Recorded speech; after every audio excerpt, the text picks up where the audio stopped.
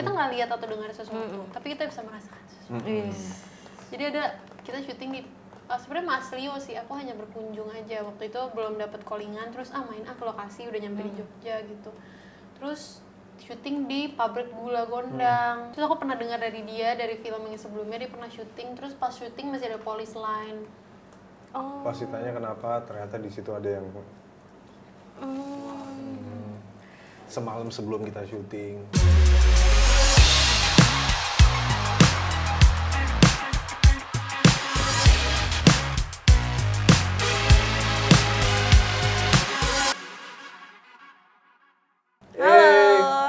Brilio.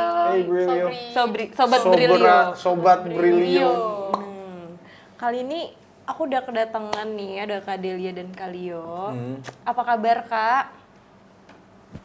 Baik. All good. Kalau Kak Delia kan udah berapa kali nih ke Brilio. Kalau Kak Leo ini pertama kali. Pertama kali. Welcome to Brilio. Welcome. Dan pertama kali juga nih ada promo film tapi yang datang beneran suami istri. Masa sih? Oh iya.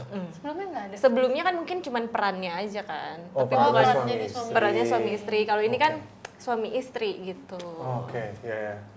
Wah. Menjadi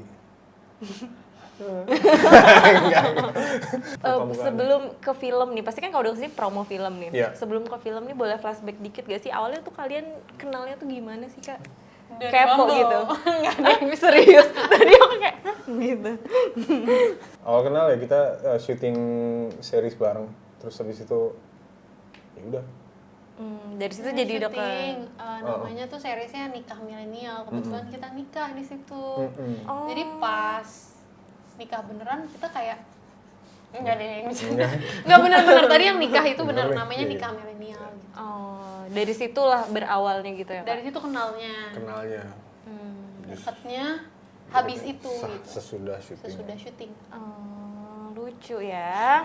Menemukan jodoh Cilok, pas lagi cilok. kerja. Cinlok ceritanya. Cinta location. Terus ini kan pertama kali juga kalian Cinta GPS. Cinta lokasi. Iya, cinta location. Saya cukup sabar. Sabar banget. Padahal kalau dilihat dari kalian nih kayak tipikal cowok sangar gitu. Sangar ya? apa?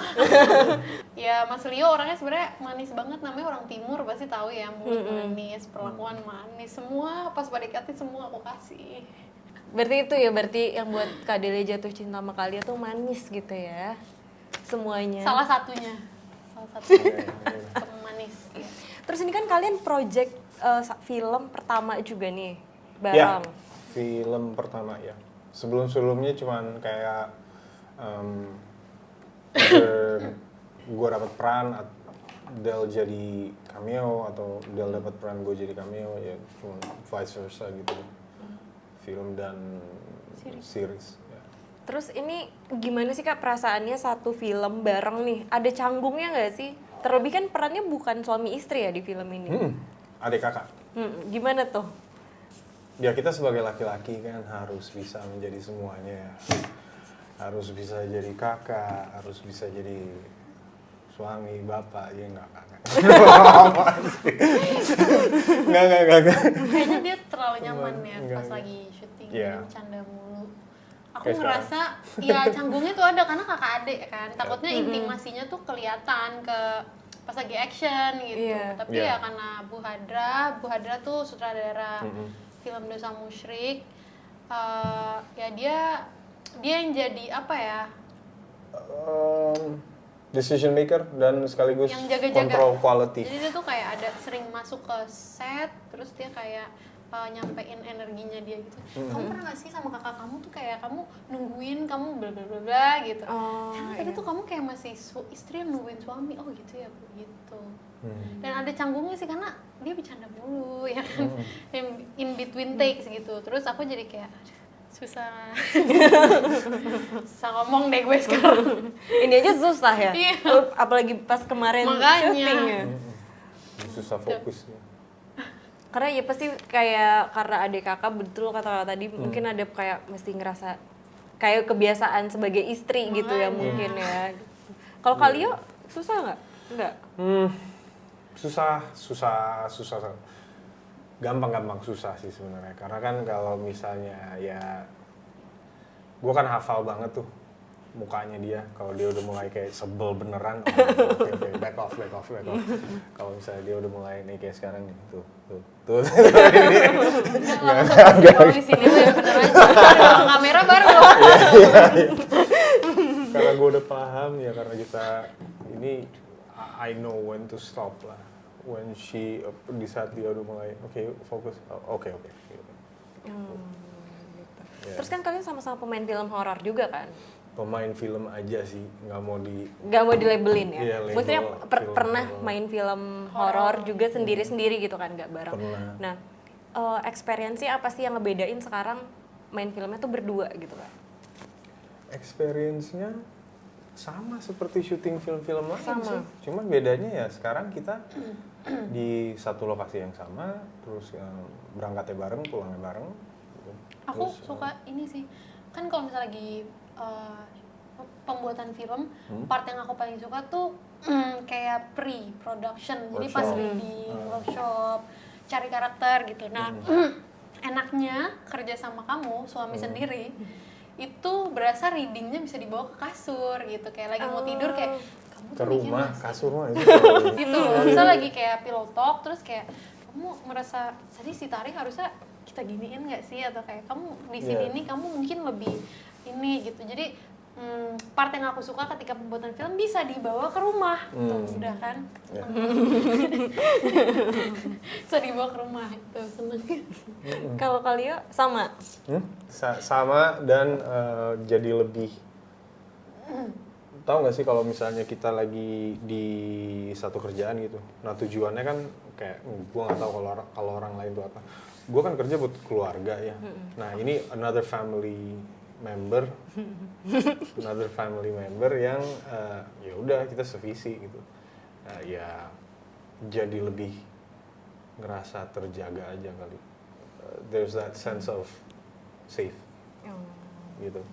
Kira-kira kalau misalnya ada tawaran film lagi nih untuk main bareng satu project, kira-kira mau nggak? Mau lagi nggak gitu? Mau aja sih. Tidak Mau. menutup kemungkinan ya gitu. Enggak mau menutup apapun. Karena lebih seru ya, maksudnya Lebih. pergi bareng, pulang bareng juga Iya. kan jadinya. Tapi kok agak bosen ya, kerja pulang. Terus lanjut nih ngomong film kan. Kita nih ketawa mulu ya. Bisa nggak ketawain?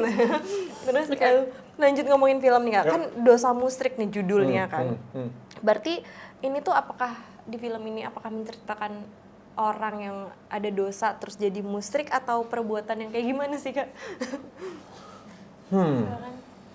Jadi filmnya ini tuh menceritakan tentang satu orang yang kepepet oleh keadaan, tapi dia ngambil satu tindakan yang seharusnya membuat dia menjadi berada di jalur yang lebih cepat gitu.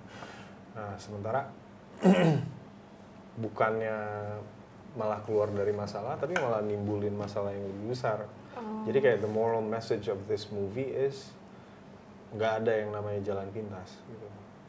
Karena kalau gimana pun kita ambil jalan pintas, ya pasti ujung-ujungnya tersesat lah. Oh gitu. Gitu.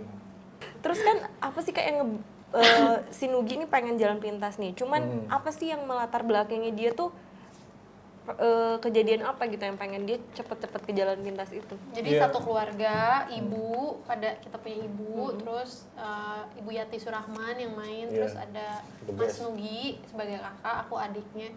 Jadi kan tulang punggungnya cuma Nugi nih buat kita. Terus tiba-tiba si ibu nih sakit parah dan nggak sembuh-sembuh gitu, sakit parah nggak sembuh-sembuh.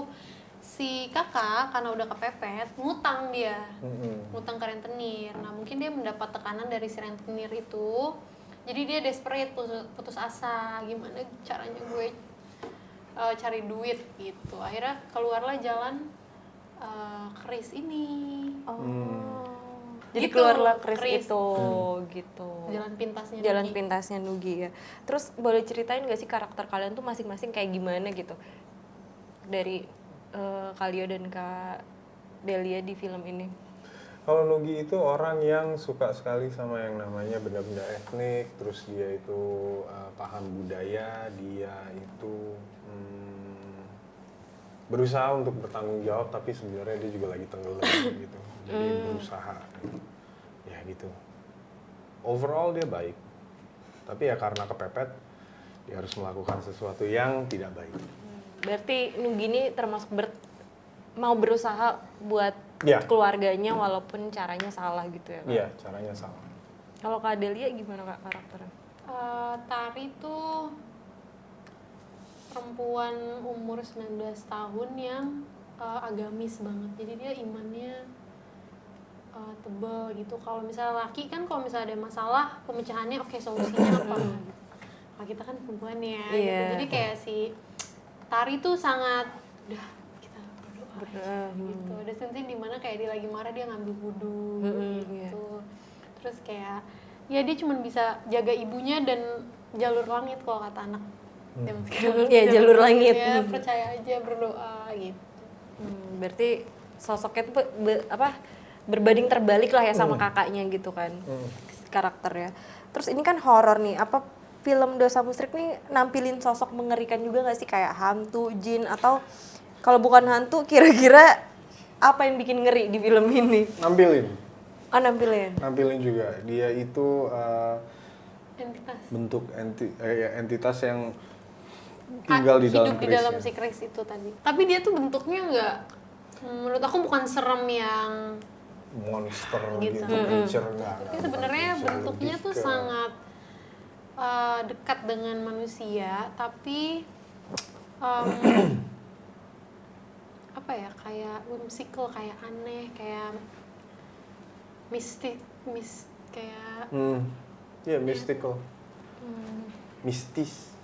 Berarti itu sosok hantu yang mungkin apa sering dilihat yang orang-orang Indonesia tahu apa bukan sih Kak? kayaknya enggak deh. Maksudnya dandanannya ya, kayak kalau aku pribadi sih kalau misalnya ketemu bentukan kayak gitu di ruang tamu sih aku mungkin pingsan. Tapi bukan yang kayak muka bolong gitu-gitu, enggak ya. Sebenarnya kayak dekat dengan bentuk kita gitu. Tapi ya serem. Ada apa ya? Ada unsur apa ya? Bisa jadi Kayak ada unsur serem, tapi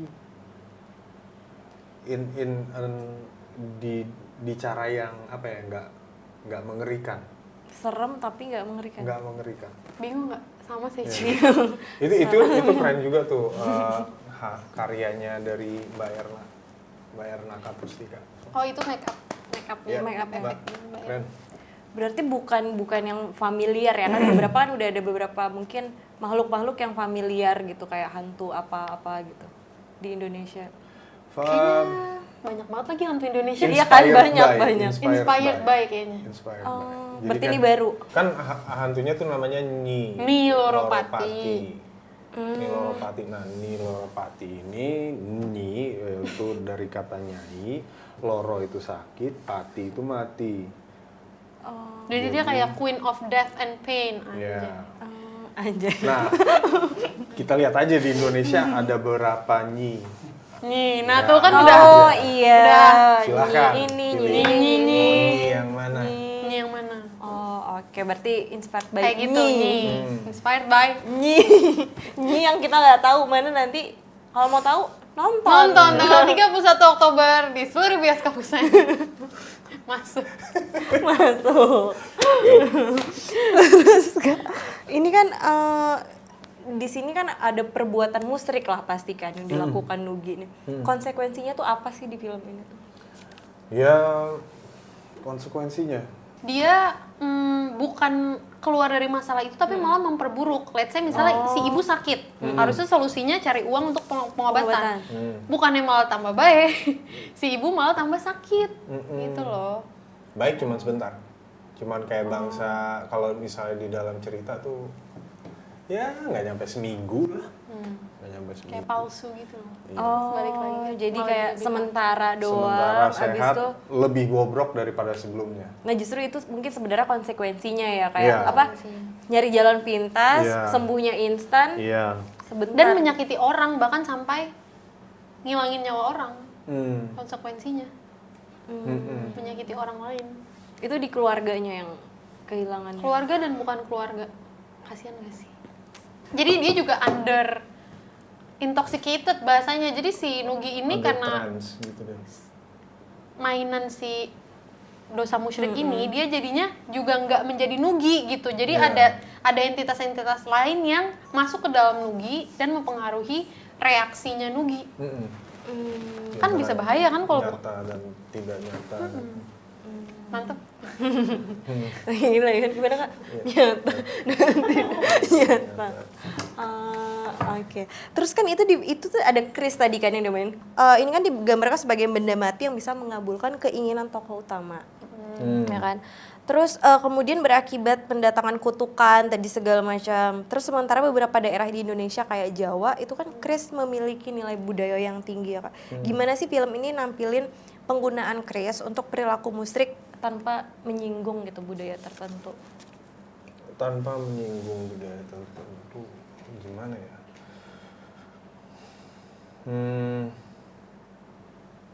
Ya kalau misalnya di situ keris itu dikasih tahu kalau ini kerisnya berumur sekian ratus tahun. Ada Dari dijelasin eranya juga. Berapa? Ada dijelasin Kak? Ada. Kebetulan di sini juga ada Om Landung di Simatupang yang berperan sebagai pemilik toko barang antik, dan Om Landung kan emang bisa dibilang ya budayawan Jogja sana.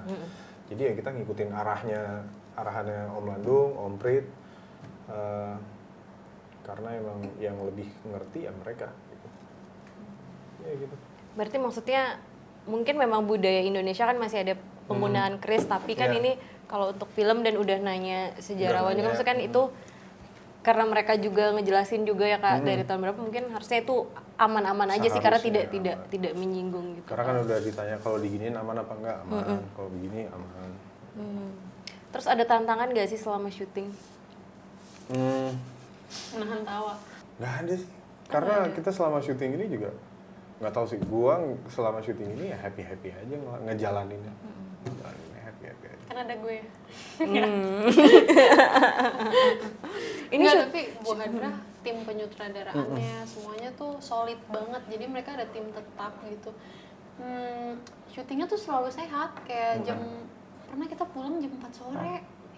Ya, Jam 4 sore udah for all ya, bukan cuma buat karakter kita gitu, buat kru juga. Kru pulang jam 4 sore gitu. Jadi tapi emang paling hari terakhir pagi sih. Hari terakhir pagi baliknya pagi ya. Tapi Bu Hadrah tuh kayak setiap beberapa cast yang gitu sama Bu Hadrah tuh pasti kayak syutingnya tuh selalu sehat. Terus Bu Hadrah selalu apapun tuh apa namanya bahasanya? Bu Hadrah tuh kayak selalu ngasih solusi, kayak selalu cast-castnya tuh bener-bener diituin lah selama syuting gitu. Iya. Ini berapa lama Kak syuting Dosa Musyrik ini? Kurang lebih ya 2 minggu. Lokasinya di Jakarta? Jogja. Oh di Jogja. Yogyakarta. Di Jogja terus syuting horor nggak ada pengalaman? Ada sih, cuman tempatnya, tapi nggak horor sih. Iya. Kita nggak lihat atau dengar sesuatu, tapi kita bisa merasakan sesuatu. Jadi kita syuting di sebenarnya Mas Leo sih, aku hanya berkunjung aja waktu itu, belum dapat callingan, terus main ke lokasi, udah nyampe di Jogja gitu. Terus syuting di pabrik gula Gondang. Nah, pabrik gula itu kayaknya lumayan terkenal sama cerita sangat horor loh. Iya. Terus aku pernah dengar dari dia, dari film yang sebelumnya dia pernah syuting, terus pas syuting masih ada police line. Pas ditanya kenapa, ternyata di situ ada yang semalam sebelum kita syuting. Oh mantap loh itu berarti. Itu ditemukannya ya. Oh ditemukannya, tapi kapannya ya. Kita nggak tahu. Nah, kita syuting di situ. Terus kayak aku ngeliat gitu, kayak udah gitu pas hujan lagi, kayak mau maghrib hujan, kebayang nggak sih? Kebayang banget gitu pasti. Tapi kayak sebelum reading tuh enaknya lagi Bu Hadra, udah dibilangin oke, pas di situ bisa nggak kita rap sebelum jam 6 malam. Jadi kayak ya udah malam kita udah beberes, kan enak gitu. Daripada nanti kalau misalnya tengah malam masih syuting kan takut ada apa-apa ya. Namanya itu kan wilayahnya mungkin. Tapi berarti alhamdulillah nggak ada apa-apa ya Kak? Nggak ada sih, nggak ada cuma kerasa aja spooky gitu. Lokasinya di situ. spooky Karena- banget. Gak tau kan yang bisa ketawa. Terus Spooky banget tapi ketawa. iya makanya kayak Spooky tuh kayak Iya. masa spooky iya. Jadinya kan ini serem atau lucu gitu kan. serem ini serem. Serem. Serem. Cobain ya. aja kalau nggak percaya ke Gondang. Mm-mm. 31. 31 Oktober 2024 di seluruh bioskop Indonesia. Terus menurut kalian sendiri ya sebagai pemainnya dari 1 sampai 10 skala horornya menyeramkannya film Dosa Musrik ini berapa? Kita belum nonton sih. Oh belum jadi nonton belum ya? Bisa, Oh iya Aku belum. belum nonton. Aku suka sih film horor. Jadi lumayan tinggi toleransi takut. Karena belum nonton nih kira-kira hasilnya nih akan 1 sampai 10 berapa? Hasil apa nih? Hasil nanti filmnya. Karena kan kalian udah syuting nih kira-kira ekspektasinya atau kan udah ngejalanin syutingnya. Mengandalkan jujur. Berapa kamu? Dulu lah. Kamu lah. Ya kamu. Ya udah oke. Kan kamu yang ngutang. Pengennya sih 10, cuman ekspektasinya ya 8,5 lah. 8,5. Aku 8 lah. 8. Oke. Berarti kan karena belum ngelihat filmnya kan, Ya, baru belum. syuting. Mungkin nanti kalau habis Based on nonton trailer. Gitu iya, aja ya, based on trailer. Kalau nanti mungkin full jadi bisa jadi 10 ya kan? Terus yang terakhir Kak, kasih Oke. 2 alasan kenapa harus nonton Dosa Musrik. Karena ini bisa jadi pengingat untuk kalian yang lagi putus asa kalau semua orang tuh juga susah guys. Tapi jangan putus asa karena jangan musyrik. Karena musyrik tuh seringkali bawa apa ya, musibah bukannya solusi gitu. Jadi hang in there and don't do musyrik. Dondong Musrik. DDM. DDM. Kenapa harus musiknya? Kalau dari gua ini kenapa harus nonton, karena kita tahu dari semua track recordnya filmnya Bu Hadrah yang horor ya, Bu Hadrah tuh selalu punya mata yang baru, mata yang fresh, intinya selera horornya enak nih. Kirain matahari. Iya, iya. Ini mataku, mata kiri, mataku, mata. Udah enggak. Bu Hadrah itu selalu punya view yang baru, fresh and all that about tentang genre horor.